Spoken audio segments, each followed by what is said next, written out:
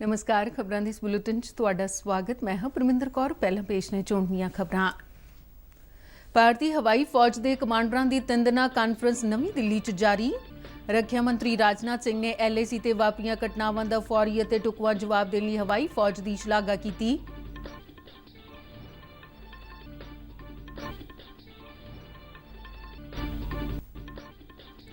देश च कोविड-19 महामारी की स्थिति होर विगड़ी। बीते इक्को दिन में 2 लाख तो वध मामले रिपोर्ट किए गए।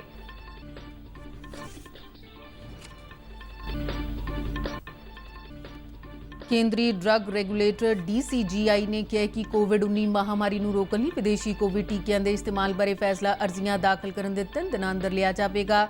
विदेशी टीका लगाउण ਤੋਂ ਬਾਅਦ ਪਹਿਲੇ 100 ਲਾਭਪਾਤਰੀਆਂ ਨੂੰ 7 ਦਿਨਾਂ ਤੱਕ ਨਿਗਰਾਨੀ ਹੇਠ ਰੱਖਣ ਤੋਂ ਬਾਅਦ ਇਹਨਾਂ ਟੀਕਿਆਂ ਦੇ ਇਸਤੇਮਾਲ ਦੀ ਇਜਾਜ਼ਤ ਦਿੱਤੀ ਜਾਵੇਗੀ। केंद्र सरकार ने कोरोना के बढ़ रहे मामलों दरमियान भरोसा दिवाया कि देश च ऑक्सीजन का लोड़ींदा स्टॉक उपलब्ध है।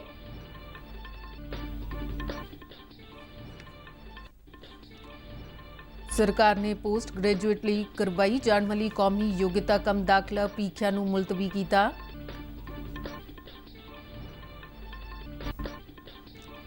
पंजाब सरकार वालों कोविड स्थिति के मद्देनज़र 5वीं 8वीं और 10वीं जमात के विद्यार्थियों को बिना कोई इम्तिहान दिते अगली जमात में प्रमोट करने का ऐलान। केंद्रीय सिक्ख्या मंत्री रमेश पोखरियाल निशंक ने अजिही सिक्ख्या की लोड़ ते जोर दिता जो किसी नूं भी आत्मनिर्भर बना सकती होवे। इग्नू के कन्वोकेशन समागम दौरान 2,37,000 तो वध विद्यार्थियों को डिग्रियां डिप्लोमे और सर्टिफिकेट प्रदान किए।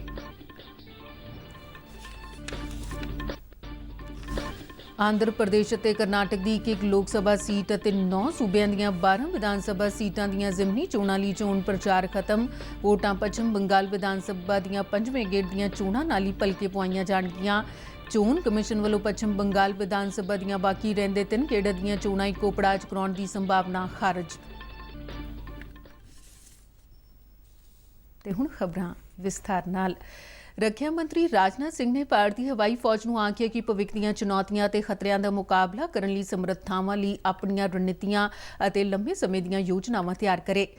ਨਵੀਂ ਦਿੱਲੀ 'ਚ ਹਰ 2 ਸਾਲਾਂ ਬਾਅਦ करवाई जाने वाली भारतीय हवाई फौज के कमांडरां की 3 दिना कानफ्रेंस ਨੂੰ संबोधन करदਿਆਂ रक्षा मंत्री ने भारतीय हवाई फौज ਨੂੰ पूर्वी लद्दाख में होईयां अचनचेती घटनावां का समय सिर ते मूँह तोड़वां जवाब देने लई ਵਧਾਈ ਦਿੱਤੀ।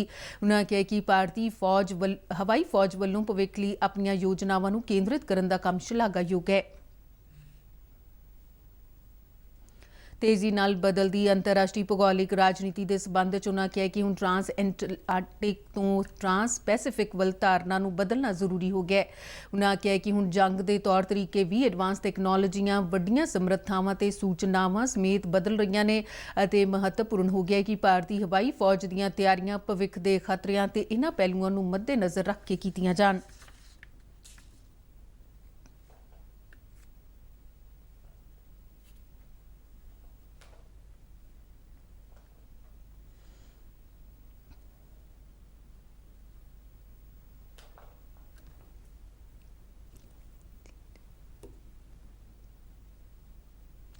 कोविड-19 महामारी ने अपना भयंकर रूप दिखाना शुरू कर दिते। कल तक देश च 2 लाख तो वध कोविड मामले दर्ज किए गए सन, जो सिर्फ एक दिन में आए केसां दा हुण तक दा सब तो वड्डा आंकड़ा सी। केंद्रीय सेहत ते परिवार भलाई मंत्रालय अनुसार देश विच कल तक 2,739 मामले सामने आए हैं, जिन्हां नाल पुष्टि वाले कुल मामलों का आंकड़ा 1,40,74,564 तक पहुंच गया।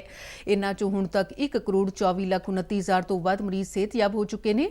मंत्रालय अनुसार बीते 24 घंटे दौरान 1,038 लोगों की कोरोना नाल मौत हुई है ते हुण तक देश 1,73,123 व्यक्तियों की मौत हो चुकी है।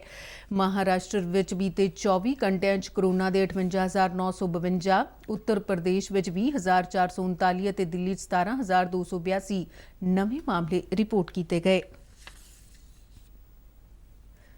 ਕੇਂਦਰੀ ਡਰੱਗ ਰੈਗੂਲੇਟਰ DCGI ਦੇਸ਼ 'ਚ ਕੋਵਿਡ-19 ਮਹਾਮਾਰੀ ਤੋਂ ਲੋਕਾਂ ਨੂੰ ਸੁਰੱਖਿਅਤ ਕਰਨ ਲਈ ਵਿਦੇਸ਼ੀ ਕੋਵਿਡ ਟੀਕਿਆਂ ਦੇ ਇਸਤੇਮਾਲ ਬਾਰੇ ਫੈਸਲਾ ਵਿਦੇਸ਼ੀ ਕੰਪਨੀਆਂ ਵੱਲੋਂ ਦਿੱਤੀਆਂ ਗਈਆਂ ਅਰਜ਼ੀਆਂ ਦੇ 3 ਦਿਨਾਂ ਅੰਦਰ ਲਵੇਗਾ। ਸਿਹਤ ਮੰਤਰਾਲੇ ਨੇ ਇਸ ਬਾਰੇ ਜਾਣਕਾਰੀ ਦਿੰਦਿਆਂ ਦੱਸਿਆ ਕਿ ਸਰਕਾਰ ਨੇ ਅਮਰੀਕਾ ਦੇ FDA, EMA, ਇੰਗਲੈਂਡ ਦੇ MHRA, ਜਾਪਾਨ ਦੇ PMDA ਜਾਂ ਐਮਰਜੈਂਸੀ ਦੀ ਸਥਿਤੀ 'ਚ ਇਸਤੇਮਾਲ ਕੀਤੇ ਜਾਣ ਵਾਲੇ ਵਿਸ਼ਵ ਸਿਹਤ ਸੰਗਠਨ ਤੋਂ ਮਨਜ਼ੂਰਸ਼ੁਦਾ ਕੋਵਿਡ ਟੀਕੇ ਨੂੰ ਅਧਿਕਾਰਿਤ ਕਰਨ ਬਾਰੇ ਇਹ ਫੈਸਲਾ ਲਿਆ ਗਿਆ। ਕੇਂਦਰ ਨੇ ਬੀਤੇ ਮੰਗਲਵਾਰ ਨੂੰ ਦੇਸ਼ 'ਚ ਵਿਦੇਸ਼ੀ ਕੋਵਿਡ ਟੀਕਾ ਜਲਦੀ ਤੋਂ ਜਲਦੀ ਉਪਲਬਧ ਕਰਾਉਣ ਦੇ ਤੌਰ ਤਰੀਕਿਆਂ ਨੂੰ ਮਨਜ਼ੂਰੀ ਦਿੱਤੀ ਸੀ। ਕੇਂਦਰੀ ਡਰੱਗ ਸੈਂਟਰ ਕੰਟਰੋਲ ਸੰਗਠਨ CDSCO ਨੇ ਵਿਦੇਸ਼ੀ ਕੋਵਿਡ ਟੀਕੇ ਦੇ ਐਮਰਜੈਂਸੀ ਦੀ ਸਥਿਤੀ 'ਚ ਇਸਤੇਮਾਲ ਲਈ ਮਨਜ਼ੂਰ ਕੀਤੀ ਗਈ ਰੈਗੂਲੇਟਰੀ ਵਿਵਸਥਾ 'ਚ ਕਿਹਾ ਹੈ ਕਿ ਸੰਬੰਧਿਤ ਅਰਜ਼ੀਆਂ ਦੀ ਜਾਂਚ ਕੀਤੀ ਜਾਵੇਗੀ ਅਤੇ ਦਾਖਲ ਕੀਤੇ ਜਾਣ ਦੀ ਤਾਰੀਖ ਤੋਂ 3 ਦਿਨਾਂ ਅੰਦਰ ਇਹਨਾਂ ਅਰਜ਼ੀਆਂ ਤੇ ਫੈਸਲਾ ਕੀਤਾ ਜਾਵੇਗਾ।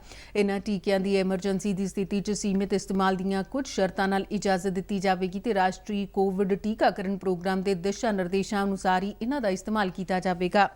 DCGI ਨੇ ਕਿਹਾ ਹੈ ਕਿ ਟੀਕਾ ਲਗਾਉਣ ਤੋਂ ਬਾਅਦ ਪਹਿਲੇ 100 ਲਾਭਪਾਤਰੀਆਂ ਨੂੰ 7 ਦਿਨਾਂ ਤੱਕ ਨਿਗਰਾਨੀ ਹੇਠ ਰੱਖਿਆ ਜਾਵੇਗਾ ਤੇ ਇਸ ਤੋਂ ਬਾਅਦ ਹੀ ਟੀਕਾਕਰਨ ਪ੍ਰੋਗਰਾਮ ਲਈ ਇਹਨਾਂ ਟੀਕਿਆਂ ਦੇ ਇਸਤੇਮਾਲ ਦੀ ਇਜਾਜ਼ਤ ਦਿੱਤੀ ਜਾਵੇਗੀ।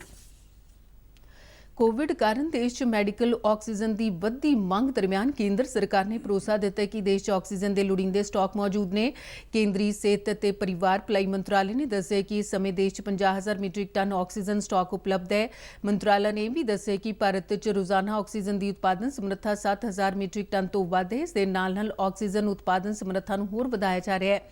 ਕੇਂਦਰ ਸਰਕਾਰ ਨੇ ਸੂਬੇ ਨੂੰ ਆਕਸੀਜਨ ਦੀ ਵੱਧਦੀ ਮੰਗ ਦੇ ਮੱਦੇਨਜ਼ਰ ਮੈਡੀਕਲ ਆਕਸੀਜਨ ਦੀ ਵਰਤੋਂ ਨੂੰ ਤਰਕਸੰਗਤ ਬਣਾਉਣ ਅਤੇ ਇਸ ਦੀ ਬਰਬਾਦੀ ਰੋਕਣ ਲਈ ਆਖਿਆ ਹੈ।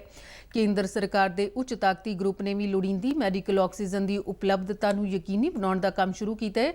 ਸਰਕਾਰ ਨੇ ਭਰੋਸਾ ਦਿੱਤਾ ਹੈ ਕਿ ਸਟੀਲ ਪਲਾਂਟਾਂ 'ਚ ਉਪਲਬਧ ਵਾਧੂ ਆਕਸੀਜਨ ਨੂੰ ਵੀ ਲੋੜ ਅਨੁਸਾਰ ਵਰਤਿਆ ਜਾਵੇਗਾ। ਕੇਂਦਰ ਨੇ ਸੂਬਿਆਂ ਨੂੰ ਵੱਖ-ਵੱਖ ਜ਼ਿਲ੍ਹਿਆਂ 'ਚ ਆਕਸੀਜਨ ਦੀ ਨਿਰਵਿਘਨ ਸਪਲਾਈ ਲਈ ਕੰਟਰੋਲ ਰੂਮ ਸਥਾਪਿਤ ਕਰਨ ਲਈ ਕਿਹਾ ਹੈ। ਕੇਂਦਰ ਸਰਕਾਰ ਨੇ ਦੇਸ਼ ਦੇ ਵੱਧ ਪ੍ਰਭਾਵਿਤ ਸੂਬਿਆਂ ਨੂੰ ਆਕਸੀਜਨ ਦੀ ਸਪਲਾਈ ਯਕੀਨੀ ਬਣਾਉਣ ਲਈ ਵੀ ਕਈ ਉਪਾਅ ਕੀਤੇ ਨੇ। ਕੇਂਦਰੀ ਸਿਹਤ ਅਤੇ ਪਰਿਵਾਰ ਭਲਾਈ ਮੰਤਰਾਲੇ ਨੇ ਦੇਸ਼ 'ਚ ਕੋਰੋਨਾ ਵਾਇਰਸ ਦੇ ਵੱਧ ਰਹੇ ਮਾਮਲਿਆਂ ਦੀ ਰਫ਼ਤਾਰ ਨੂੰ ਧਿਆਨ ਵਿੱਚ ਰੱਖਦਿਆਂ 18 ਅਪ੍ਰੈਲ ਨੂੰ ਪੋਸਟ ਗ੍ਰੈਜੂਏਟ ਲਈ ਕਰਵਾਈ ਜਾਣ ਵਾਲੀ ਕੌਮੀ ਯੋਗਤਾ ਕਮ ਦਾਖਲਾ ਪ੍ਰੀਖਿਆ ਯਾਨੀ ਨੀਟ 2021 ਨੂੰ ਮੁਲਤਵੀ ਕਰ ਦਿੱਤਾ ਹੈ। ਕੇਂਦਰੀ ਸਿਹਤ ਅਤੇ ਪਰਿਵਾਰ ਭਲਾਈ ਮੰਤਰੀ ਡਾਕਟਰ ਹਰਸ਼ਵਰਧਨ ਨੇ ਆਪ ਟਵੀਟ ਕਰਕੇ ਇਸ ਪ੍ਰੀਖਿਆ ਦੇ ਮੁਲਤਵੀ ਹੋਣ ਦੀ ਜਾਣਕਾਰੀ ਦਿੱਤੀ ਹੈ।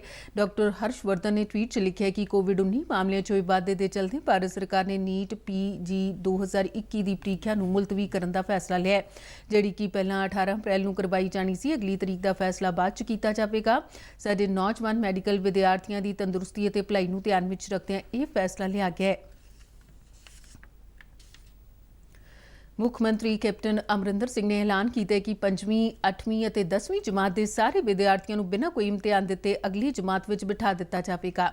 ਸੂਬੇ 'ਚ ਕੋਰੋਨਾ ਦੇ ਵੱਧ ਰਹੇ ਮਾਮਲਿਆਂ ਨੂੰ ਧਿਆਨ ਵਿੱਚ ਰੱਖਦਿਆਂ ਇਹ ਫੈਸਲਾ ਲਿਆ ਗਿਆ। ਪੰਜਾਬ ਸਕੂਲ ਸਿੱਖਿਆ ਬੋਰਡ ਦੀਆਂ 12ਵੀਂ ਜਮਾਤ ਦੀਆਂ ਪ੍ਰੀਖਿਆਵਾਂ ਪਹਿਲਾਂ ਹੀ ਮੁਲਤਵੀ ਕਰ ਦਿੱਤੀਆਂ ਗਈਆਂ ਨੇ।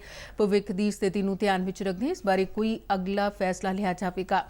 ਮੁੱਖ ਮੰਤਰੀ ਨੇ ਫੈਸਲਾ ਚੰਡੀਗੜ੍ਹ 'ਚ ਕੋਵਿਡ ਦੀ ਸਥਿਤੀ ਬਾਰੇ ਉੱਚ ਅਧਿਕਾਰੀਆਂ ਤੇ ਡਾਕਟਰੀ ਮਾਹਿਰਾਂ ਨਾਲ ਹੋਈ ਮੀਟਿੰਗ ਮਗਰੋਂ ਲਿਆ ਹੈ। ਮੁੱਖ ਮੰਤਰੀ ਨੇ ਸੂਬੇ ਦੇ ਸਾਰੇ ਵਿਦਿਅਕ ਅਦਾਰਿਆਂ ਨੂੰ 30 ਅਪ੍ਰੈਲ ਤੱਕ ਬੰਦ ਕਰਨ ਦਾ ਹੁਕਮ ਦਿੱਤਾ, ਜਿਸ ਨਾਲ 11 ਤੋਂ 20 ਸਾਲ ਤੱਕ ਦੇ ਬੱਚਿਆਂ 'ਚ ਕੋਰੋਨਾ ਪੋਜ਼ਿਟਿਵ ਹੋਣ ਦੇ ਮਾਮਲਿਆਂ 'ਚ ਰੋਕ ਲਗਾਉਣ 'ਚ ਮਦਦ ਮਿਲੇਗੀ। ਅਜਿਹੀ ਰਣਨੀਤੀ ਪ੍ਰੀਖਿਆ ਦੇਣ ਵਾਲੇ ਵਿਦਿਆਰਥੀਆਂ ਲਈ ਜ਼ਰੂਰੀ ਸੀ। ਕੇਂਦਰੀ ਸਿੱਖਿਆ ਮੰਤਰੀ ਰਮੇਸ਼ ਪੋਖਰਿਆਲ ਨਿਸ਼ੰਕ ਨੇ ਅਜਿਹੀ ਸਿੱਖਿਆ ਦੀ ਲੋੜ ਤੇ ਜ਼ੋਰ ਦਿੱਤਾ ਹੈ ਜੋ ਆਤਮ ਨਿਰਭਰ ਬਣਾ ਸਕਦੀ ਹੋਵੇ। Indira Gandhi national open university IGNOU ਦੇ 34ਵੇਂ ਕਨਵੋਕੇਸ਼ਨ ਸਮਾਗਮ ਨੂੰ ਵਰਚੁਅਲ ਤੌਰ ਤੇ ਸੰਬੋਧਨ ਕਰਦਿਆਂ ਪੋਖਰਿਆਲ ਨੇ ਕਿਹਾ ਕਿ ਨਵੀਂ ਸਿੱਖਿਆ ਨੀਤੀ ਆਤਮ ਨਿਰਭਰਤਾ ਦੀ ਇੱਕ ਮੁੱਖ ਵਿਸ਼ੇਸ਼ਤਾ ਹੈ ਜੋ ਵੋਕੇਸ਼ਨਲ ਐਜੂਕੇਸ਼ਨ ਨੂੰ ਸਿੱਖਿਆ ਪ੍ਰਣਾਲੀ 'ਚ ਰਚਨਾਤਮਕ ਤਬਦੀਲੀਆਂ ਨਾਲ ਜੋੜਦੀ ਹੈ। ਉਨ੍ਹਾਂ ਕਿਹਾ ਕਿ 50% ਕੁੱਲ ਦਾਖਲਾ ਅਨੁਪਾਤ ਹਾਸਲ ਕਰਨ ਲਈ ਯੂਨੀਵਰਸਿਟੀ ਨੂੰ ਮਹੱਤਵਪੂਰਨ ਯੋਗਦਾਨ ਦੇਣਾ ਹੋਵੇਗਾ। ਨਵੀਂ ਸਿੱਖਿਆ ਨੀਤੀ 2020 ਦੇ ਚੋਣ ਆਧਾਰਿਤ ਕ੍ਰੈਡਿਟ ਸਿਸਟਮ ਬਾਰੇ ਦੱਸਦਿਆਂ ਉਨ੍ਹਾਂ ਕਿਹਾ ਕਿ ਲਚਕੀਲੇਪਣ ਕੋਰਸਾਂ ਦਾ ਇੱਕ ਗੁਲਦਸਤਾ ਹੈ ਜੋ ਮਨਪਸੰਦ ਦੇ ਕੋਰਸਾਂ ਨੂੰ ਚੁਣਨ ਦੀ ਸੁਵਿਧਾ ਪ੍ਰਦਾਨ ਕਰਦਾ ਹੈ ਤੇ ਵਿਦਿਆਰਥੀਆਂ ਨੂੰ ਪੜ੍ਹਾਈ ਤੋਂ ਬਾਅਦ ਵੀ ਕੋਰਸ ਪੂਰਾ ਕਰਨ ਦੀ ਇਜਾਜ਼ਤ ਦਿੰਦਾ ਹੈ। ਉਨ੍ਹਾਂ ਮੌਜੂਦਾ ਅੰਡਰ ਗ੍ਰੈਜੂਏਟ ਅਤੇ ਪੋਸਟ ਗ੍ਰੈਜੂਏਟ ਪ੍ਰੋਗਰਾਮਾਂ ਨੂੰ ਮੁੜ ਤੋਂ ਤਿਆਰ ਕਰਨ ਦੀ ਅਪੀਲ ਕੀਤੀ ਤੇ ਕਿਹਾ ਕਿ ਦੇਸ਼ ਦੀਆਂ ਲੋੜਾਂ ਅਨੁਸਾਰ ਅਜੇ ਨਵਾਂ ਪ੍ਰੋਗਰਾਮਾਂ ਤੇ ਕੰਮ ਕਰਦਿਆਂ ਕੀਤਾ ਜਾਣਾ ਚਾਹੀਦਾ ਹੈ, ਜਿਸ ਨਾਲ ਵਿਦਿਆਰਥੀਆਂ ਨੂੰ ਨਾ ਸਿਰਫ ਸਿੱਖਿਆ ਹਾਸਲ ਹੋਵੇਗੀ ਬਲਕਿ ਰੁਜ਼ਗਾਰ ਵੀ ਪ੍ਰਾਪਤ ਹੋਵੇਗਾ। ਕਨਵੋਕੇਸ਼ਨ ਦੌਰਾਨ ਇਗਨੂ ਨੇ 2,37,000 ਤੋਂ ਵੱਧ ਵਿਦਿਆਰਥੀਆਂ ਨੂੰ ਡਿਗਰੀਆਂ, ਡਿਪਲੋਮੇ ਅਤੇ ਸਰਟੀਫਿਕੇਟ ਪ੍ਰਦਾਨ ਕੀਤੇ। ਕੇਂਦਰੀ ਪੈਟਰੋਲੀਅਮ ਤੇ ਕੁਦਰਤੀ ਗੈਸ ਮੰਤਰੀ ਧਰਮਿੰਦਰ ਪ੍ਰਧਾਨ ਨੇ ਕਿਹਾ ਕਿ ਭਾਰਤ ਹਾਈਡਰੋਜਨ ਈਕੋ ਪ੍ਰਣਾਲੀ ਦੇ ਵਿਕਾਸ ਦੇ ਰਸਤੇ ਤੇ ਤੇਜ਼ੀ ਵੱਲ ਵਧ ਰਿਹਾ ਹੈ। ਹਾਈਡਰੋਜਨ ਅਰਥ ਵਿਵਸਥਾ ਨਵੀਂ ਦਿੱਲੀ ਡਾਇਲੌਗ 2021 ਵਿਸ਼ੇ ਤੇ ਆਯੋਜਿਤ ਸਮਾਰੋਹ 'ਚ ਪ੍ਰਧਾਨ ਨੇ ਕਿਹਾ ਕਿ ਭਾਰਤੀ ਊਰਜਾ ਖੇਤਰ ਵਿੱਚ ਹਾਈਡਰੋਜਨ ਗੈਸ ਦੇ ਵੱਧ ਤੋਂ ਵੱਧ ਇਸਤੇਮਾਲ ਲਈ ਭਾਰਤ ਨੇ ਕਈ ਪਹਿਲਕਦਮੀਆਂ ਕੀਤੀਆਂ ਨੇ। ਉਨ੍ਹਾਂ ਆਖਿਆ ਕਿ ਇਸ ਸਾਲ ਦੇ ਕੇਂਦਰੀ ਬਜਟ ਵਿੱਚ ਰਾਸ਼ਟਰੀ ਹਾਈਡਰੋਜਨ ਮਿਸ਼ਨ ਦਾ ਐਲਾਨ ਕੀਤਾ ਗਿਆ। ਉਨ੍ਹਾਂ ਆਖਿਆ ਕਿ ਇਸਤੇਮਾਲ ਦੇ ਤੌਰ ਤੇ ਦਿੱਲੀ 'ਚ ਕੰਪਰੈਸਡ ਕੁਦਰਤੀ ਗੈਸ ਅਤੇ ਹਾਈਡਰੋਜਨ ਨੂੰ ਮਿਲਾ ਕੇ 50 ਬੱਸਾਂ ਚਲਾਈਆਂ ਜਾ ਰਹੀਆਂ ਨੇ ਅਤੇ ਸਰਕਾਰ ਦੇਸ਼ ਦੇ ਹੋਰ ਵੱਡੇ ਸ਼ਹਿਰਾਂ ਵਿੱਚ ਵੀ ਕੁਦਰਤੀ ਗੈਸ ਅਤੇ ਹਾਈਡਰੋਜਨ ਦੀ ਮਿਲਾਵਟ ਕਰਕੇ ਬੱਸਾਂ ਚਲਾਉਣ ਦੀ ਯੋਜਨਾ ਬਣਾ ਰਹੀ ਹੈ। ਆਂਧਰਾ ਪ੍ਰਦੇਸ਼ ਦੀ ਤਿਰੂਪਤੀ ਅਤੇ ਕਰਨਾਟਕ ਦੀ ਬੇਲਗਾਮ ਦੀ ਇੱਕ ਲੋਕ ਸਭਾ ਸੀਟ ਅਤੇ 9 ਸੂਬਿਆਂ ਦੀਆਂ 12 ਵਿਧਾਨ ਸਭਾ ਸੀਟਾਂ ਦੀ ਜ਼ਿਮਨੀ ਚੋਣ ਲਈ ਚੋਣ ਪ੍ਰਚਾਰ ਕੱਲ੍ਹ ਸ਼ਾਮ ਨੂੰ ਖਤਮ ਹੋ ਗਿਆ ਹੈ। ਇਨ੍ਹਾਂ ਦੋਵਾਂ ਲੋਕ ਸਭਾ ਸੀਟਾਂ ਤੇ ਵੱਖ-ਵੱਖ ਸੂਬਿਆਂ ਦੀਆਂ 12 ਵਿਧਾਨ ਸਭਾ ਸੀਟਾਂ ਲਈ ਵੋਟਾਂ ਪੱਛਮ ਬੰਗਾਲ ਦੀਆਂ ਵਿਧਾਨ ਸਭਾ ਚੋਣਾਂ ਦੇ 5ਵੇਂ ਗੇੜ ਦੀਆਂ ਚੋਣਾਂ ਨਾਲ ਹੀ ਭਲਕ ਨੂੰ ਇੱਕੋ ਸਮੇਂ ਪੁਆਈਆਂ ਜਾਣਗੀਆਂ। ਜਿਨ੍ਹਾਂ ਵਿਧਾਨ ਸਭਾ ਸੀਟਾਂ ਦੀਆਂ ਜ਼ਿਮਨੀ ਚੋਣਾਂ ਲਈ ਭਲਕੇ ਵੋਟਾਂ ਪੁਆਈਆਂ ਜਾਣੀਆਂ ਨੇ ਉਨ੍ਹਾਂ 'ਚ ਰਾਜਸਥਾਨ ਦੀਆਂ 3, ਕਰਨਾਟਕ ਦੀਆਂ 2, ਗੁਜਰਾਤ, ਝਾਰਖੰਡ, ਮੱਧ ਪ੍ਰਦੇਸ਼, ਮਹਾਰਾਸ਼ਟਰ, ਮਿਜ਼ੋਰਮ, ਤੇਲੰਗਾਨਾ ਤੇ ਉੱਤਰਾਖੰਡ ਦੀ ਇੱਕ ਸੀਟ ਸ਼ਾਮਿਲ ਹੈ। ਇਨ੍ਹਾਂ ਵਿਧਾਨ ਸਭਾ ਸੀਟਾਂ ਲਈ 151 ਉਮੀਦਵਾਰ ਚੋਣ ਮੈਦਾਨ ਵਿੱਚ ਨੇ ਤੇ ਜ਼ਿਆਦਾਤਰ ਸੀਟਾਂ ਤੇ ਉਮੀਦਵਾਰ ਵਿਚਾਲੇ ਬਹੁਕੌਮਾ ਮੁਕਾਬਲਾ ਹੋ ਰਿਹਾ ਹੈ। ਪੱਛਮ ਬੰਗਾਲ ਦੀਆਂ 8 ਗੇੜਾਂ 'ਚ ਕਰਵਾਈਆਂ ਜਾ ਰਹੀਆਂ ਵਿਧਾਨ ਸਭਾ ਚੋਣਾਂ ਦੇ 5ਵੇਂ ਗੇੜ ਦੀਆਂ ਚੋਣਾਂ ਲਈ ਪ੍ਰਚਾਰ ਬੀਤੇ ਬੁੱਧਵਾਰ ਨੂੰ ਖਤਮ ਹੋ ਗਿਆ ਸੀ। ਚੋਣ ਕਮਿਸ਼ਨ ਵੱਲੋਂ 5ਵੇਂ ਗੇੜ ਦੀਆਂ ਚੋਣਾਂ ਲਈ ਚੋਣ ਪ੍ਰਚਾਰ ਕੂਚ ਬਿਹਾਰ ਵਿੱਚ ਚੌਥੇ ਗੇੜ ਦੀਆਂ ਚੋਣਾਂ ਦੌਰਾਨ ਹੋਈ ਹਿੰਸਾ ਦੇ ਚਲਦਿਆਂ 3 ਦਿਨ ਪਹਿਲਾਂ ਬੰਦ ਕਰਨ ਦੇ ਹੁਕਮ ਦਿੱਤੇ ਗਏ ਸਨ, ਜਦਕਿ ਆਮ ਤੌਰ ਤੇ ਚੋਣ ਪ੍ਰਚਾਰ 2 ਦਿਨ ਪਹਿਲਾਂ ਬੰਦ ਕਰ ਦਿੱਤਾ ਜਾਂਦਾ ਹੈ। ਚੋਣ ਕਮਿਸ਼ਨ ਨੇ ਕੱਲ੍ਹ ਪੱਛਮ ਬੰਗਾਲ ਵਿਧਾਨ ਸਭਾ ਦੀਆਂ ਚੋਣਾਂ ਦੇ ਬਾਕੀ ਰਹਿੰਦੇ 3 ਗੇੜਾਂ ਦੀਆਂ ਚੋਣਾਂ ਇੱਕੋ ਪੜਾਅ 'ਚ ਕਰਾਉਣ ਦੀਆਂ ਅਟਕਲਾਂ ਨੂੰ ਖਾਰਜ ਕਰ ਦਿੱਤਾ ਹੈ। ਕਮਿਸ਼ਨ ਨੇ ਸਪਸ਼ਟ ਕੀਤਾ ਹੈ ਕਿ ਸੂਬੇ ਦੀਆਂ ਬਾਕੀ ਗੇੜਾਂ ਦੀਆਂ ਰਹਿੰਦੀਆਂ ਚੋਣਾਂ ਇੱਕੋ ਪੜਾਅ 'ਚ ਕਰਾਉਣ ਦੀ ਕੋਈ ਯੋਜਨਾ ਨਹੀਂ ਹੈ। ਇਸੇ ਦੌਰਾਨ ਚੋਣ ਕਮਿਸ਼ਨ ਨੇ ਪੱਛਮ ਬੰਗਾਲ 'ਚ ਭਾਰਤੀ ਜਨਤਾ ਪਾਰਟੀ ਦੇ ਸੂਬਾ ਪ੍ਰਧਾਨ ਦਲੀਪ ਘੋਸ਼ ਵੱਲੋਂ ਕੀਤੀ ਗਈ ਸੀਤਲ ਕੂਚੀ ਹਿੰਸਾ ਮਾਮਲੇ 'ਚ ਵਿਵਾਦਤ ਟਿੱਪਣੀ ਲਈ ਬੀਤੀ ਸ਼ਾਮ 7 ਵਜੇ ਤੋਂ 24 ਘੰਟਿਆਂ ਲਈ ਉਨ੍ਹਾਂ ਵੱਲੋਂ ਚੋਣ ਪ੍ਰਚਾਰ ਕੀਤੇ ਜਾਣ ਤੇ ਰੋਕ ਲਗਾ ਦਿੱਤੀ ਹੈ। ਭਾਰਤ ਨੇ ਬਿਊਨਸ ਏਅਰਸ ਵਿੱਚ ਖੇਡੇ ਗਏ ਚੌਥੇ ਅਤੇ ਆਖਰੀ ਅਭਿਆਸ ਮੈਚ ਵਿੱਚ ਵੀ ਅਰਜਨਟੀਨਾ ਨੂੰ 4-2 ਨਾਲ ਹਰਾ ਦਿੱਤਾ ਹੈ। ਭਾਰਤ ਵੱਲੋਂ ਰੁਪਿੰਦਰਪਾਲ ਸਿੰਘ, ਜਸਕਰਨ ਸਿੰਘ, ਸ਼ੀਲ ਆਨੰਦ ਲਾਕੜਾ ਤੇ ਸੁਰਿੰਦਰ ਕੁਮਾਰ ਨੇ ਇੱਕ ਗੋਲ ਕੀਤਾ, ਜਦਕਿ ਅਰਜਨਟੀਨਾ ਵੱਲੋਂ ਲਿਆਂਡਰੋ ਟੋਲੀਨੀ ਅਤੇ ਪੈਡਰੋ ਇਬਾਡਾ ਨੇ ਇੱਕ ਗੋਲ ਕੀਤਾ।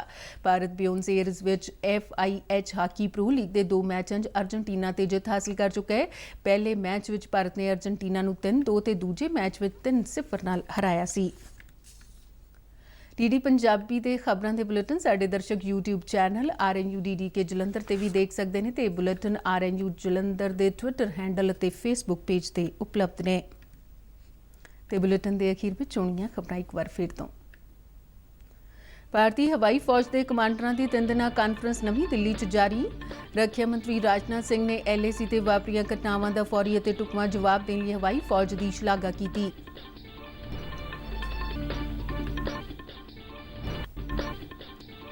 ਦੇਸ਼ 'ਚ ਕੋਵਿਡ-19 ਮਹਾਮਾਰੀ ਦੀ ਸਥਿਤੀ ਹੋਰ ਵਿਗੜੀ। ਬੀਤੇ ਇੱਕੋ ਦਿਨ ਵਿੱਚ 2 ਲੱਖ ਤੋਂ ਵੱਧ ਮਾਮਲੇ ਰਿਪੋਰਟ ਕੀਤੇ ਗਏ।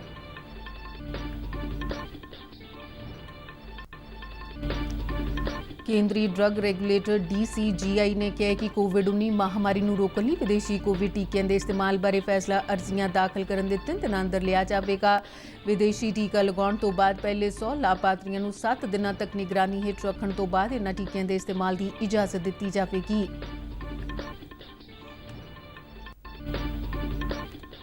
ਕੇਂਦਰ ਸਰਕਾਰ ਨੇ ਕੋਰੋਨਾ ਦੇ ਵੱਧ ਰਹੇ ਮਾਮਲਿਆਂ ਦਰਮਿਆਨ ਭਰੋਸਾ ਦਿਵਾਇਆ ਕਿ ਦੇਸ਼ 'ਚ ਆਕਸੀਜਨ ਦਾ ਲੋੜੀਂਦਾ ਸਟਾਕ ਉਪਲਬਧ ਹੈ।